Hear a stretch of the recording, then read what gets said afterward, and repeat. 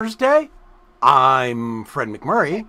It's 2 p.m. Pacific, which means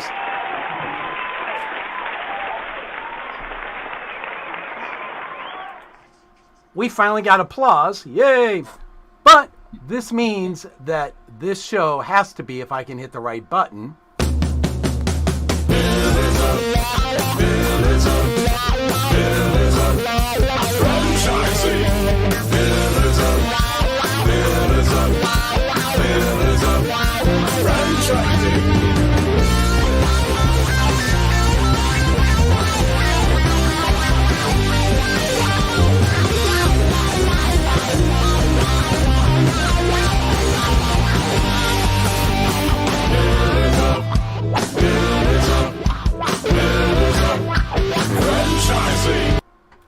and we're back for another week, ladies.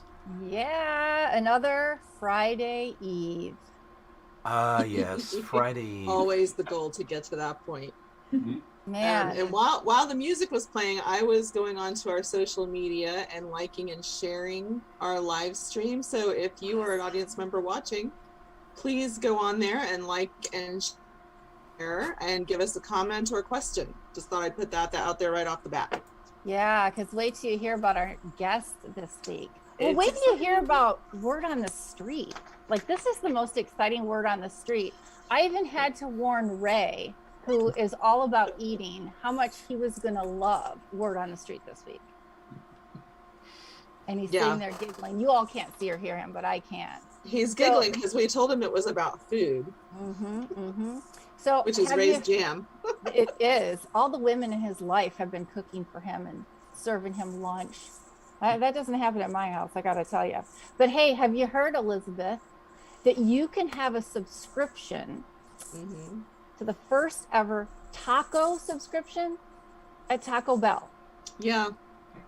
Genius, right? I mean, you know what this reminds me of? This reminds me of like Columbia House, when we used to order, well, back in the day, it was like cassettes, right? For like 3 cents. Yeah. And my mom would get all these bills and she'd be like, oh my God, who ordered all these CDs? And we're like, oh, we don't know. We forgot to send them back. But this one is the Taco Lovers Pass. Now, here's what I want to know. So you can go for 30 days to enjoy their most iconic tacos, one a day. Yep. So you must get a card or something, because what would prevent someone like me, or actually more like my son, from going through the drive-through like 2 and 3 times? They stamp something on your head. They stamp something on your forehead, so that way it's right there. You always see it. You know what I imagine they have some kind of swipe card or something that says, you know, you've got your one, like they do at college dorms. You get so many swipes a day. Yeah. Oh, it's a buying pass, it says here. And so I think every restaurant now has an app. You get a Taco Bell app on your phone and you purchase it right through the app and you redeem in restaurant. It says, yes, it's that easy. Yeah. I mean, that's kind of amazing, isn't it? And actually it's a kind of a brilliant marketing strategy. It's $10 for the month for one taco a day. But who is going to go buy one taco from Taco Bell? Well, isn't that just the thing, right? The idea is you're going to get a drink, you're going to get your little nachos, you're going to get more than one because one's not really enough. That's right. So guess what? Where do they make all their money? The margins are in the soda, right? The soda that cost them 3 cents to pour and it costs you $3.50 to buy anymore, right? Like everything is going up. But what a great idea. I mean, I'm trying to think of what other restaurant, like I love Mexican food, and no disrespect to Taco Bell, but I don't really consider that to be Mexican food. I think the next thing that would be really cool is if we started to get like free French fries or something like that. But what a great thing if you went in to get your nails done and you got a free lotion, or you get a haircut, and I don't know, Jerry, maybe you give them a free comb or something like that, right? Well, and you know what's interesting is for years now, my middle child has gotten, for his birthday or for Christmas, is a movie subscription. And he can, for however much a month, he can watch, I mean, 3 movies a week or something. It's more movies than you can physically watch in a busy schedule. But when he does that, he's a movie lover. And so he's bringing his friends who don't have the movie pass. So that's going to be another way to get more people. Almost, people who go to Taco Bell probably don't often go alone. I mean, drive-through maybe, but you're going to have kids and you're going to have high schoolers who run by and bring all their friends with them. So, I mean, it's another way to get more people saying, hey, let's go to Taco Bell and use my pass. Well, what I think is interesting, and this really drives to a lot of models in franchising today, is the whole membership, right? Yeah. A lot of models today are using memberships as a way to have that recurring revenue. So, hey, hats off to Taco Bell. I'm really curious to see how this goes for them. I'm curious to see what their franchisees think.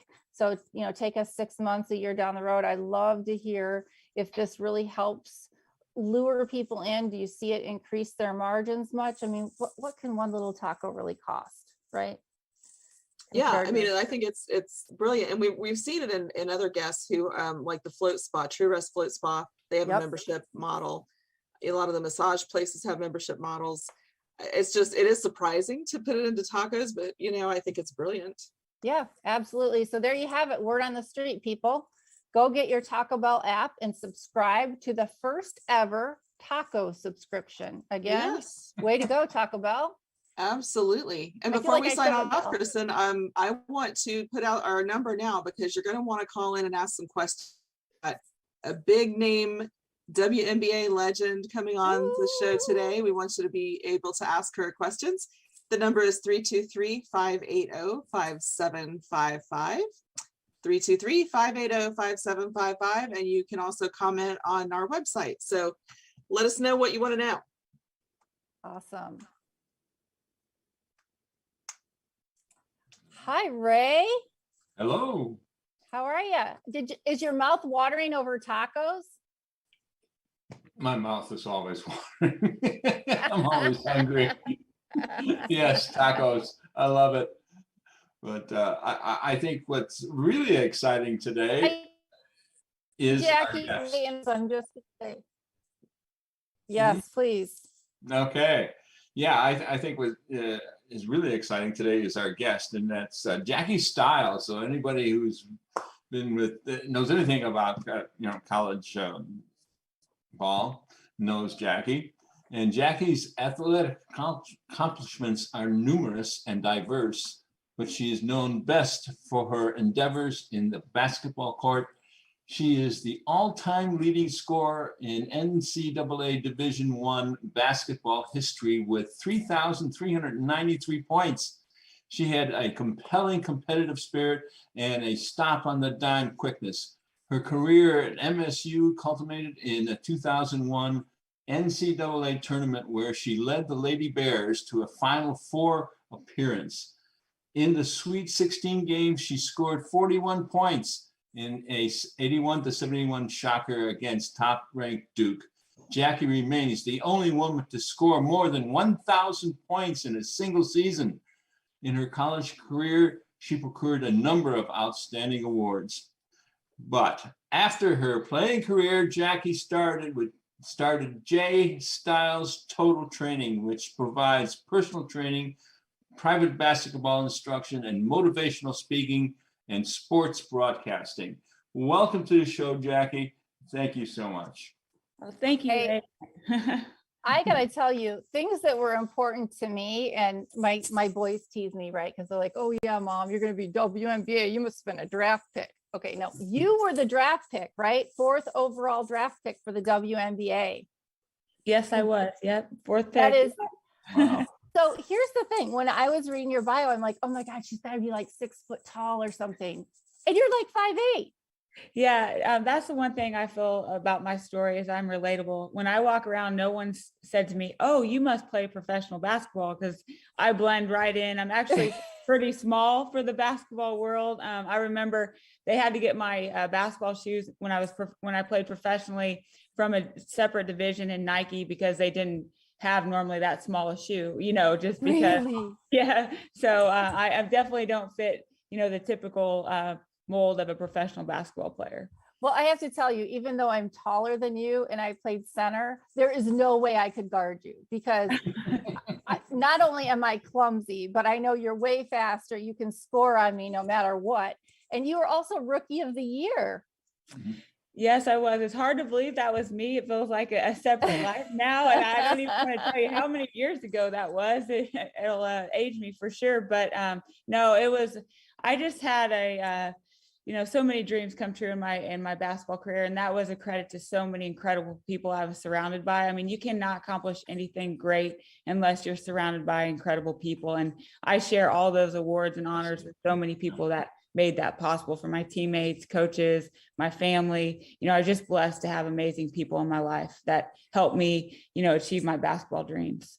Well, that is the perfect lead into my first question, which really was then obviously you did some personal training, but now you've gone into the franchise world. And I have to imagine, I mean, you're talking about this great support system. Is that what made you choose franchising instead of going off on your own to do your own thing as an entrepreneur separately? Yes, no, that's a great question. Definitely. I like the fact that the franchising gave me support and that structure, because I'm somebody that I am creative and I have ideas, but I get overwhelmed if it's just a blank sheet of paper. And so having that structure coming in was really exciting to me. And I come from a team sport, and, I just love building things together with great people. And so that's what really excited me about franchising. That's awesome. So tell us about the model that you chose. Yeah, so I picked NextGen Fitness, and, it's just a kind of a God thing how all this different things lined up for me to get introduced to the franchise. It's a very new franchise. It started in Texas, but I was living in Norman, Oklahoma at the time, and I got introduced to a guy that had a NextGen there, and he invited me to come work out.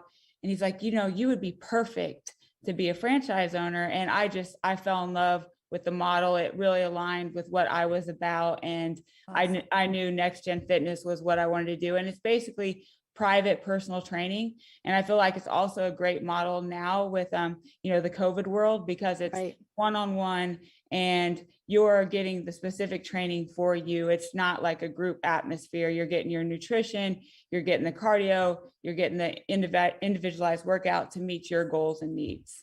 That's awesome. So tell me, what point of this franchise system are you in right now? Now you haven't yet opened, right? No, and the one thing about COVID, it slowed us down a little bit. I do have my location. Awesome. I have my builder for my build out, and it's not an extensive build out. The one thing I hope is going to be on time is the equipment. That's been, holding me back a little bit. But I'm hoping I can open the doors in April. I mean, that's the goal. And then I would like to ideally get the one in Springfield, Missouri up and going. And I've also bought the rights to do one in Bentonville, Arkansas. So right by University, Arkansas. Yeah, so I'm excited about that as well. Okay, actually, wait a minute, Jerry, is that by University, Arkansas? That's actually Walmart's territory in Yes. Bentonville, right? Yeah. Okay, yeah. I have to be careful because I get those towns confused down there. Well, that's awesome. So I have to imagine now you, because you were a coach, how do you think your coaching experience is going to help you lead your franchise teams? Because obviously you're not going to be able to be in 3 locations at one time. So how do you plan on applying those skills that you learned as a basketball coach to franchising? Yeah, so I was very fortunate in my last coaching job. I was an assistant at Oklahoma, and I got to coach under a Hall of Fame coach for 25 years. And what I learned in 2 years about leadership and just leading people, I mean, it was incredible. Just the timing of that, I've learned so much. And so I'm really excited to applying that to building the teams for my franchise. I look back and I was very selfishly focused. The first half of my career was all about how can I become the best basketball player I can possibly become. Now for me, I just want to, I feel like our greatest legacy is every human life we can impact for the better. And so, I'm just excited about, teaching my manager, who's teaching the trainers, who then is teaching the clients. And, everybody's a leader of something, whether it's your kids, even if you're not titled a leader. And so I'm just excited to have a positive impact on as many people as I can. And it just aligned with fitness, because I am somebody that everybody knows. If you know me, I've got to get my workout in. And I was diagnosed with a rare form of cancer in 2017. And I had to have this treatment where I was isolated, and I brought my bike into my room, and it became such a scene on my hospital floor. People like heard about it, and they all had to come and see if I really had a bike, an exercise bike in my room while I was going through cancer treatment. But that's how impactful fitness has been for me. So I just felt like it really aligned. So wow, that's amazing. One of the nice things about what you're doing, though, is you're able to apply your what you've learned in your career and apply it to a business. And also you'll be teaching other people, so you're taking all that you've learned and able to share it with other people. That's a fantastic feeling. Well, thank you. And I've got a lot to learn from all of you who've done it, for so many years. So I'm just so excited to be around all of you and learn as much as I can as well. I think what's great is you're able to take your passion. You just described this passion. I mean, how many people can say they're fighting for their lives during a cancer treatment and have to have their bike? I mean, if that's not an inspiration, I mean, I'm thinking I'm just going to lay in bed and relax. I can't even imagine right now even getting my bike out. But I think that's amazing. And, the great thing is you've got a platform. So when you talk about small business, you talk about franchising, everybody has to do marketing, right? And so you've got a great platform to work off. I think that would be a great advantage to you. The great thing is you've got a community around you, obviously becoming part of the fabric of the community. That's going to be really important for you. So I'm excited to see what you decide to do with that when you're there. Yeah, I'm very fortunate. That's why I picked Springfield, because that's where I played my college ball at Missouri State. It used to be called Southwest Missouri State when I played. That's how old I was. They've had a name change since I played there, but the community has just supported me so much throughout, my whole playing career, and then through my battle with cancer. I mean, they have just always rallied around me. So that was a place that I wanted to give back, and, through my love of fitness. And so that's why it really aligned. And I think for you to get anyone to do anything, and as far as leadership goes, you have to model it. So yes. I'm always big on, okay, if I expect you to do it, I'm not going to have you do anything that I haven't already done, so I just think modeling is a big thing when you're trying to, teach people or lead people. So you have to model what you believe in. You know what? I absolutely love that. I feel the same way. Our business isn't glamorous, but I got to go clean toilets before I asked the girls to do it, right? You can do something a lot more fun than cleaning toilets. But that's just the maid business, right, Ray? I mean, that's what we have to do. So have you found, right now we're in an environment where it's really difficult to find help. Have you been able to find some good candidates out there to help you get your first location opened? To be honest, that is the part that scares me the most, is the hiring piece. And so I have not actually, now I have my managers in mind, but it's a little bit too early in the process to actually, hire them officially. But yes, getting like the trainers as well as my managers, that's definitely something that scares me just in this climate. It seems like work is hard to come by, but just knowing that sometimes people can fool you in a job interview. And it is so critical for me to surround myself with really great people. I mean, that's what's so exciting about this, is I get to pick who I'm surrounded by on a day-to-day basis, but I just don't want to make a mistake there, because that's so important. So I don't know, any tips that you all have on the hiring piece would be great. Well, we have a lot of those, and I know that we've shared some of that stuff with you when you can connect with all of us, because David is in the middle of opening a franchise right now himself, and Jerry's always got hiring going on, and so do Ray and I. I mean, it's just really, we've always got stuff going on. So, I think the one thing I would say is just always believe in the values you have, and make sure that the people that you hire share the same values with you, because that's really, you're putting everything into it, and you want to make sure that that person can be as closely aligned with you as possible through this whole thing. So, and just knowing that it'll always work out. It always does. I mean, I was talking to some of my managers the other day, and they said, "Oh, we got too many clients and not enough people." And guess what? Somebody's going to call in and say, "Hey, they can't be clean today," and all those spots will always get filled. It always works out, and Yeah. you know, so just trust. It'll work Okay. out.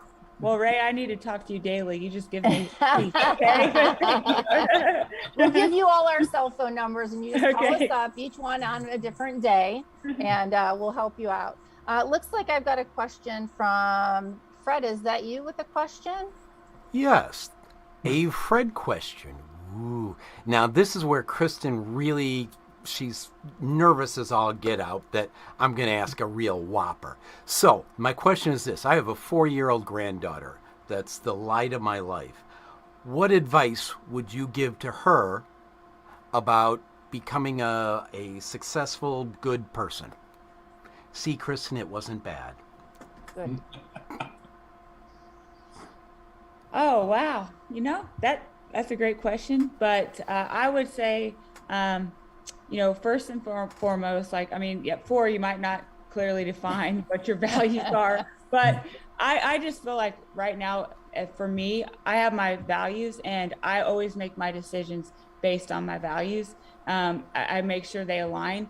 And, after having my cancer diagnosis, you just really get clear on what is important. So always just prioritizing people. I mean, if you can do that, one of my favorite quotes is, if you want to be good, focus on make yourself better. But if you want to be great, focus on not only making yourself better, but those around you better.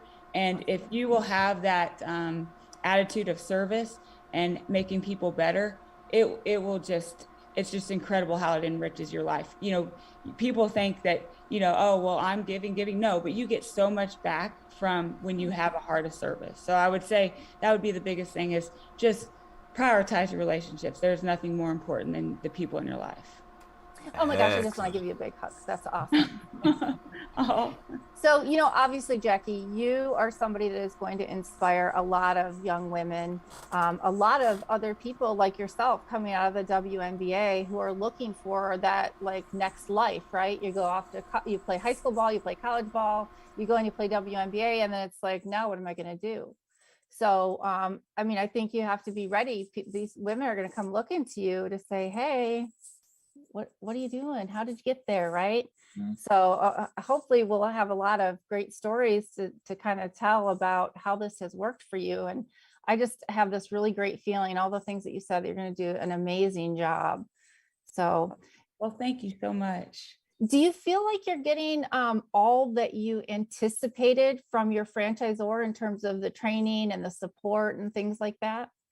Yes, and they've been tremendous, and it's been fun actually, because they're a newer franchise, and so they've been open to ideas too, because I'm getting on the ground floor, which is exciting. And one thing I do know is I am surrounded by an incredible group of people with my franchise. That's why I was like, when I met them at headquarters, I knew, we really aligned. And then even for instance, my former boss who retired, that's why I lost my job at Oklahoma, but Coach Sherry Cole, who was a Hall of Fame coach for 25 years, and she's just such an incredible leader of people. I said, how are we going to not water down our brand when we, just explode nationally? Yes. And so she became, I said, you've got to meet her. She's phenomenal. And so she became our culture creator. And so she's our culture coach, basically. So once a month, all the managers from all the franchises will get on a call where it's a safe space where you could say, hey, I'm struggling with this. Do you have any recommendations? Or, this has been working great for us. And then, we just focus on one key aspect, whether, one important thing is communication. And so maybe that month's call is talking all about communication and being a better communicator. So, it's just really exciting to be a part of this franchise, kind of in the early stages as well. That's awesome. I love a culture coach. That's amazing. Well, thank you so much, Jackie. NextGen Fitness, right, is what you've got going on. I can't wait to see you come out my way, because I'm not somebody who likes group fitness. So for a private training experience, I think it's amazing. And I want to thank you so much for your time. And we really do hope to catch up with you on a regular basis so we can see how the journey is going for you. And obviously, Elizabeth, I'm sure will be following you around a lot as well. And if somebody wants to learn more about the journey that you're on with NextGen Fitness, where's a good place for them to reach you? Yeah, so I just have a new website. It's up and running. It's JackieStiles.com. So you can reach me on there and you can learn more about NextGen Fitness. I also do basketball camps and some speaking as well. So you can find me on there for sure, JackieStiles.com. Awesome. What a pleasure to meet you, Jackie. Thank you so Yes. much for your time Thank and you. all the best of luck to you. Oh, thank you. I feel the same about all of you. You're my people now. You got Awesome. to stay for life, all right? So, Thank you, Jackie. Thanks for having me on. Absolutely. Hey, franchise owners, how is local marketing? Do you feel like you could use some help keeping up with your social media posts and comments and reviews? Do you wonder if you could be doing more to attract local customers? Are you able to identify new move-ins to your local area? At Westvine, we help franchisees like you reach more local customers through digital marketing. With daily monitoring, creative content, and ad placement, and customer data intelligence, we'll get your business in front of the people who want your products or services. We also work with franchisors who need an agency to handle the digital marketing for all of their locations. If you're ready to reach more local customers, give us a call at 805-265-5440 or visit us at westvine.com. That's 805-265-5440 or westvine.com. Ooh. So that was a great interview with Jackie. Was excited to interview her for the magazine. So on February 1st, be sure that you are subscribed to the website so that you can subscribe to the magazine and read all about Jackie Stiles as we get to know her and hopefully follow her journey. If you have questions, our $1 Million Mentor segments are coming up. Be sure to give us a call at 323-580-5755 or leave us a question on the chat on the website. Up next, we have Jerry Akers talking about what's your story and what that means when you're looking for a franchise. Hey, Jerry. Are you on mute? Oh. I pulled an Elizabeth, didn't I? That's okay. We caught her too. I'm doing wonderful. Thank you very much. I was thinking about Jackie Stiles and everything she said. What a great interview. Oh my gosh. And I wasn't focused on us. I'm sorry. No worries. No worries. Yeah, she's probably by far one of my favorite interviews so far. I mean, just a great salt of the earth, pure, nice person. I drive through Springfield twice a month, going back and forth to the lake. I am stopping to see her. In fact, I'm gonna email her when I'm done because I just want to stay connected. And that's a great story. Absolutely. Absolutely. Speaking of stories, Live It to Own It has been the story I've been reading. And I want to know, and our listeners want to know all about your story, Jerry. Well, that's great. Thank you, Kristen. You know, the purpose here is to talk about how much your personal story means as you're getting into franchising and moving forward, you know, and I'll just give a brief description of mine so you get a little flavor. You know, my first foray into entrepreneurship was an 8-year-old boy riding his bike on gravel roads in Iowa to collect enough points to get a baseball glove. So I had a new glove for baseball because I loved it. Okay. And I have to tell you, Jerry, I'm sorry to interrupt you, but when I read that part in the book, I immediately envisioned my little brother doing the exact same thing. Now, he didn't have to do that exactly. We were more in town, but oh my gosh, it just all came to this big flashback for me. It was such a sweet story. well, and again, I talked about the artwork in the book, but the artwork at the beginning of that chapter is literally a picture of a boy riding a bike on a gravel road with cornfields on both sides because it's a mile between houses. So if you want to sell, I think I had to sell a minimum of like 40 or 50 boxes of greeting cards to get enough points to get this glove that I wanted. I rode a lot of miles in a lot of hot, dusty weather to get that done. But, you know, that is a critical part of my story, and telling that story to a potential franchisor makes them understand just how deep your commitment is to something and how hard you'll work for it, how far you'll go. And so in spite of the fact selling greeting cards or getting a baseball card or riding your bike had nothing to do with the first franchise I bought, that story resonated with the franchisor. And our listeners will have similar stories, right? Yeah, and absolutely. So they need to understand, and people say, I'm not a storyteller, I'm not a salesperson. If you've ever asked for a date, you're a salesperson, you're a storyteller. If you want to become part of a club, you're a storyteller, a salesperson, So the bottom line is we all do it at some level. So what is your story and what should it include? I think when you're telling a story in particular to a franchisor as you move forward is, where does your entrepreneurial story start? That's right. Whether it's as an 8-year-old riding your bike or something else, but there's something that got you into that, and they want to know that story because it will tell them a lot about you and how you fit into their franchise model. And, the bottom line is, do they really want you as a part of their franchise? So where did it start? How did you get from point A to point B to point C? What was your progression? Did you move around the country looking for jobs? Did you continue to be promoted up a corporate stream? What did that look like? Because they can envision how a person like that would fit into their franchise model. And the whole why do you want to be a franchisee? Why do you want to own your own business? Those kinds of things, because every franchisor has different visions of what they want their franchisees to be driven by to see if it's going to be a good fit for the team. So those are just some of the things. Then maybe you get into vision. If you let me be a franchisee in this model, here's what I'd like to do with this business. Here's where I'd like to take it. Here's how many I'd like to have eventually. Some of those things. It'll be great for them to know it, but it'll also lead to some great conversations about what that looks like. And, one last thing I would add to that story, I believe that knowing where your heart is, if you have backed a nonprofit in the past, if you've been a little league coach, some of those kinds of things, if you've given back to your community or other groups, those are things franchisors are looking for, because it's more than just about the dollar. It's more than just about the business. There's a broader scope to it. So don't leave anything out. I mean, you may not want to talk about your second cousin who's an underworld kingpin.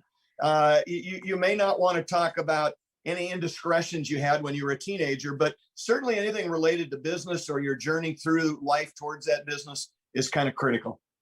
Yeah. And what's interesting when you mentioned that and you're talking about the franchisor, a couple of things for people to remember is that just because you have the money doesn't mean a franchisor is going to choose you. And, we talk a lot in this process. This really is like a Match.com, right? It is like a marriage. You're not, just because you have the money doesn't mean that you fit a certain brand. And I think that whether you're working directly with a franchisor or you're working with a broker or a consultant, there's a lot of questions and a lot of stories to be told up front to make sure that that match is right. Because if you just go into it blind and you just want to cut a check and you just want to get going, there are a lot of stories out there that don't end well because that part of the due diligence and research hasn't been complete. Well, that's right, Kristen. And those conversations, those stories, you need to understand your story so you can tell it, because you're going to be telling it multiple times. You're going to be telling it perhaps to your spouse to get them convinced that you should be a franchisee. Yep. You're going to be telling it to your banker who may have to back you to get this done. You're going to be telling it to the franchisor. Right. Part of the franchisor process will be that you do validation by calling other franchisees. So you're going to be telling that story to 2 or 3 or 4 of those as you go through the process. When you're getting ready to open, there's going to be the Chamber of Commerce. There's going to be, maybe local influencers that you want to tell your story to. And they really want to know, again, where your heart is, what you're going to do in the community, some of those kinds of things beyond just the dollars and cents. So once you have your story, and in fact, I'll be honest, this is not a pitch, but in my book, we actually give you tools to help you put your story together so that you understand where the pieces fit and what it needs to look like and how it will sound to somebody else. So a lot of things can go into that, but I would argue that everybody who's thinking about being a franchisee needs to understand their story. Absolutely. I think that's great. And you know what? One big thing that people can tell right away is if that story you tell is authentic. Absolutely. You know, and you guys can tell, and the people that have listened to me before, this is where my heart is. This is where my passion is. Franchisees, franchisors, the franchise world. This is what I live for. So, you know, people don't have any issues with me feeling whether I'm telling the truth or whether I'm passionate about my subject, because I wear my heart on my sleeve. So it's a given when you talk to me about franchising. It's the real deal. Absolutely. And I have one piece of information for the franchise world today that many may not know. Are you ready? What could that be? Yes, I'm ready. The Supreme Court turned down the vaccine mandate for employers with over 100 employees. For anybody that has multiple employees, that literally may be the difference between staying in business and going out of business. So nobody, me included, has said anything about whether people should be vaccinated or not. I think most of us believe they should be vaccinated. It's just whether the government should put businesses in jeopardy by making the employers be responsible for that. And so that went away today, and there's celebrations going on all over the country. Excellent. Thank you for that information, Jerry. And as always, we look forward to hearing yet another chapter from Live It to Own It. Sounds great. Thanks, Kristen. See you next week. Wait a second. One last question. Is it a good time to buy a franchise?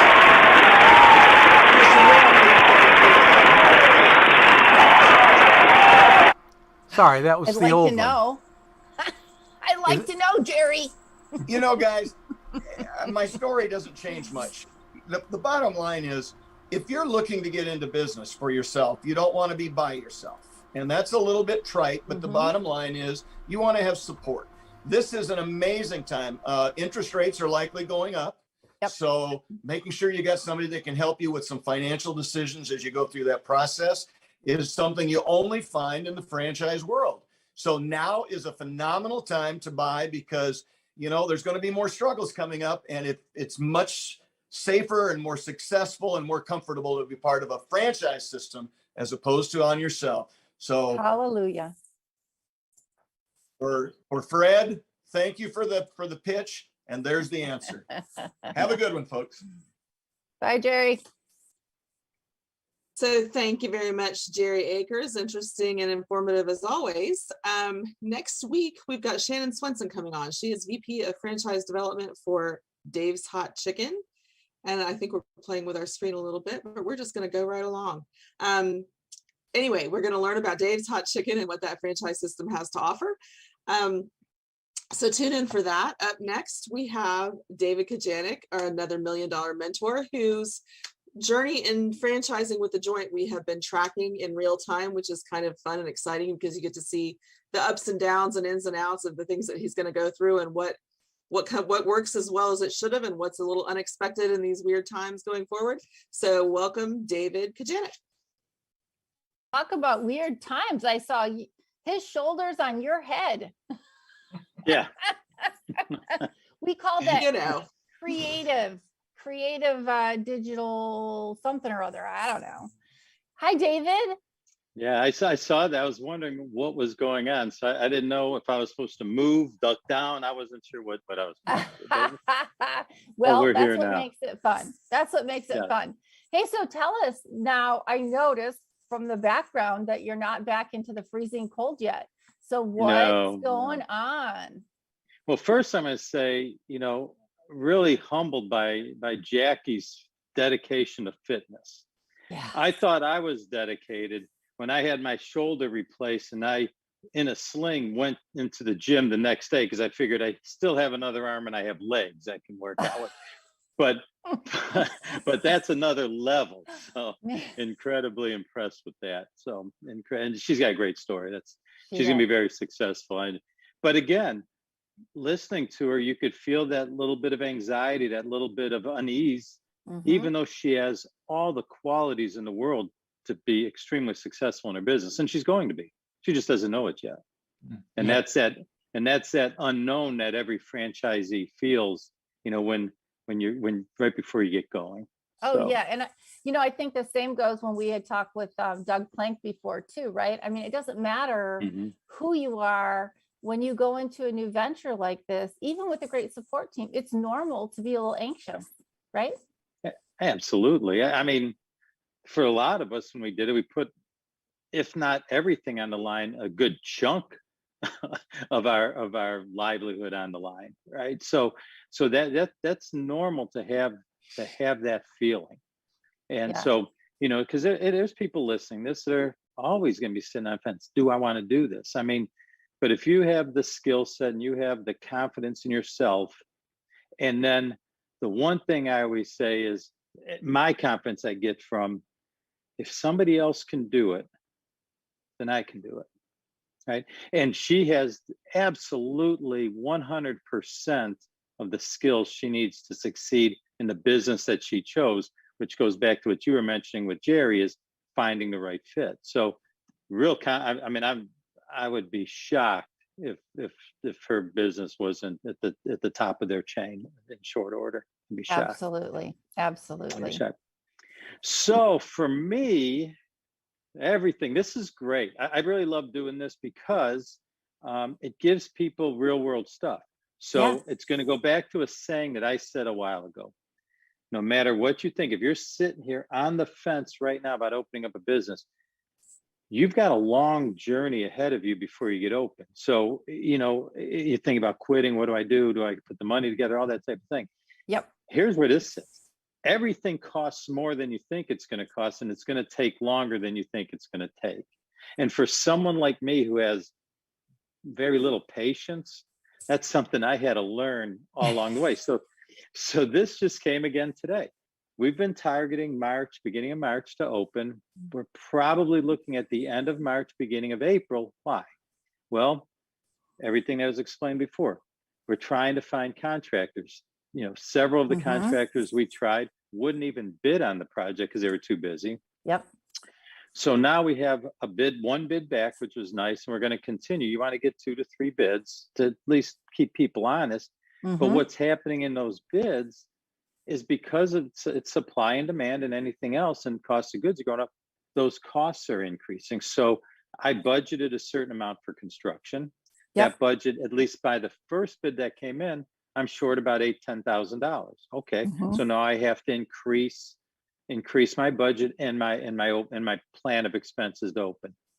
Again, if you're novice and that comes as a shock, you start going, oh my gosh, what did I get myself into? And this is just the beginning. This is just because then you're going to say, okay, I had to order this equipment. They said it was going to cost this much, and it's costing $15,000 more.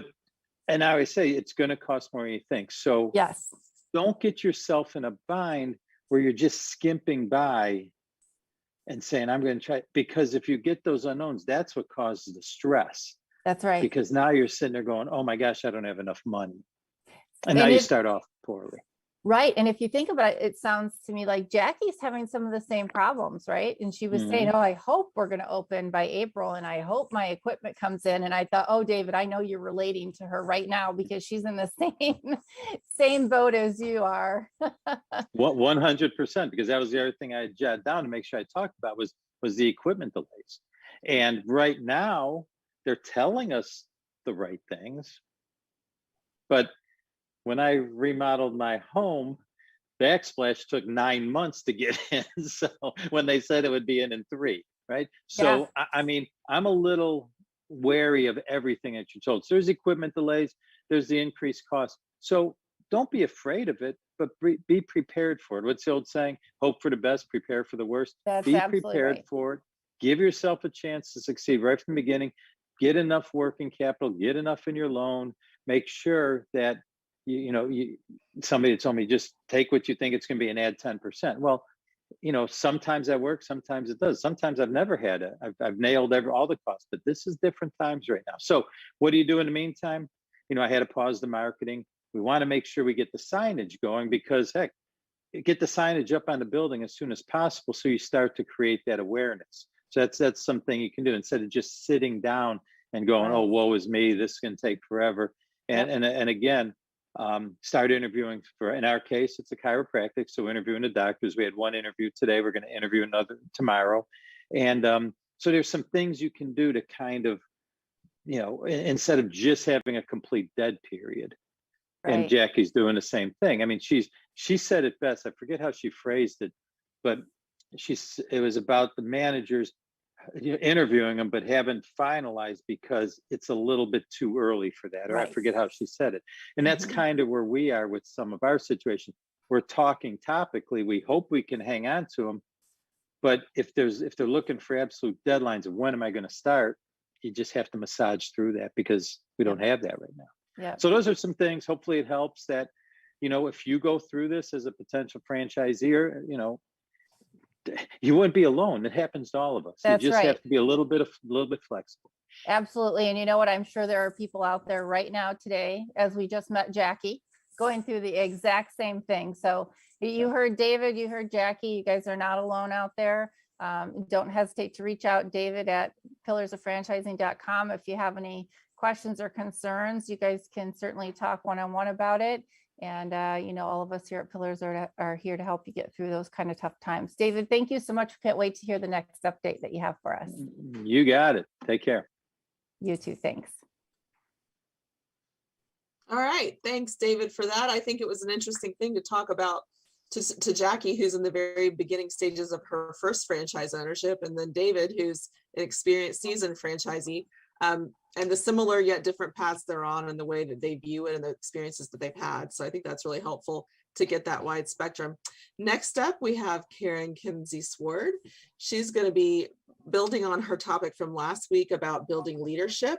So we can't wait to hear what she has to say. And then tune in next week for Shannon Swenson from Dave's Hot Chicken. And don't forget to get on our website and subscribe to our newsletter so that you can receive the magazine. And if you need some help getting the word out, we can also help you with some sponsorship opportunities. We've got some special deals going on right now, so feel free to reach out anytime. Awesome. Thank you. Hi, Karen. Hello. Hey, how about the balmy weather in Chicago today? I know. How about it? Oh, man. Minute to minute, doesn't it? Yeah, right. So tell us what's going on over there. So, lots of conversations with leaders, with business owners, franchisees, franchisors about the people side of the business and about leadership. I mean, we're all, even Jackie was talking about that. It's causing us a lot of angst right now with, and all the press about, the great resignation, turnover, not getting the right people. And it's just, this whole people side of the business is really, I think, amped up. I think during COVID, and even, if we're even going to call this coming out of COVID. Yeah. Right. And so one of the things that I talked about last week is I talked about how making sure, because we want to make sure we keep those good people, the high potentials, leaders that are really good, and making sure that we're focused on that. And sometimes I think many of us are focused on getting people in and make sure we keep those that are there and not how we can keep them. That's a really good point. I was thinking about that today, actually. Yeah. And it's sometimes it's what then can we do? So then, Julia was talking about the stress. So it's like, okay, so what are some things that we can do? What are some practical things we can do? And last week we talked about just even having a conversation to say, hey, you're important to the high potential people. You're really good leaders. You're really important to us. And having call it a stake conversation or engagement conversation about what's important to them. It's not a one size fits all. So we talked about that last week. And I think it's great to have a conversation. And then there's an and piece. So then after we have that conversation, it is actually making sure that it's not just, okay, check, we did the conversation, we move along. But how can we then really take something and say, let's talk about a couple things that we can do? Sure that we're putting that in action, because many times people, the reason why they leave, I know people talk about money, but sometimes it's feeling appreciated. They want to feel like they're growing in their jobs, and it's their relationship with their manager. So it's making sure you're putting some growth opportunities in place that helps with the whole having them stay. Absolutely. And sometimes that's giving them maybe just even small projects, right? So that they feel included in part of the, whatever the new strategy is or whatever those new objectives might be, get them involved in that. Absolutely, because they want to feel like they belong. And it's not like you have to give them a big promotion to do that. So many times it's like, hey, how about if you came along and you did this one stretch assignment, or just give them a little bit more responsibility, and then not just throw it at them and leave, but then also coach them. Yeah, Work absolutely. and bring them along. And I think that's a wonderful thing. And I think the whole coaching piece is, many of us are so busy. It's making sure, I think Jackie was talking about like the culture piece, and it's the same with us, in the franchises. It's making sure that we're coaching people, mentoring them, that we're taking time with them, because the more they grow, the more we can do, and the more we can grow our organizations as well. That's awesome. I think that's a great tip of advice to give people out there today who are really looking to continue to move forward. And today I was just thinking about that. We stay so focused on looking for new people. And I looked at my manager and I thought, she probably really could use a little bit of extra for her, right? Because I keep talking to her about hiring new people. Yes. But I haven't talked to her about, hey, so what is it that you need? I haven't talked to her about that in months. So I'm sure she's hungry for some additional knowledge and things as well. So absolutely. And even just thank you. Oh, totally. So, and a little feedback. And when I say feedback, not negative or constructive feedback on what you can do, but here's what you do well, because we absolutely all hear that, because we're all stressed still from everything that's going on. Yep. Absolutely. Thank you so much, Karen. I really appreciate you taking time with us again today to give us some management tips. And we'll look forward to seeing what you have for us again next week. Absolutely. My pleasure. Excellent. And we want to thank our guest today, Jackie Stiles from the WNBA, for coming on the show. Please be sure to like, share, and comment on this episode. And as always, we'd like to thank Ray Pillar, David Kajanik, Jerry Akers, our $1 Million mentors, for their insight and wisdom. I'm Kristen Shalmetzi, your fourth $1 Million mentor, and together we are your resource for franchising success. We help you buy and grow your franchise to make your dreams a reality. And this has been Pillars of Franchising, and your dream starts here.